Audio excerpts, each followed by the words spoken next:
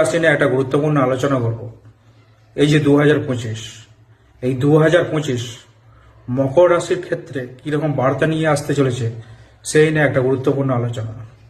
আমরা জানি যে মকর রাশি, কুম্ভ রাশি এবং মীন রাশি এরা কিন্তু সাড়ে ফেজের মধ্যে আছে, কিন্তু তার মধ্যে মকর রাশির যে সময়টা আসতে চলেছে, তাদের যে সাড়ে যে ফেজ মার্চের পর থেকে যে কাটতে চলেছে, এরপর যে মকর রাশির যে 2025-এ যে সময়টা আসছে, সেটা প্রথমের দিকে একটা চ্যালেঞ্জিং থাকলেও জীবনে, কিন্তু পরবর্তী লাইফটা বা পরবর্তী সময়টা তাদের একটা বেটার কন্ডিশনে একটা আসতে চলেছে।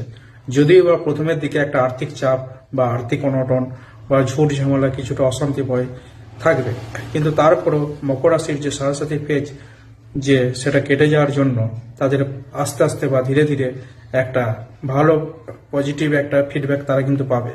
বিশেষ করে নভেম্বরের পর থেকে তারা আরো বেটার কন্ডিশনটা বুঝতে পারবে। তাদের পজিটিভ যে একটা যে আগের যে সময়গুলো ছিল, এখন যে একটা পজিটিভ ফিল, সেটা কিন্তু তারা বুঝতে পারবে।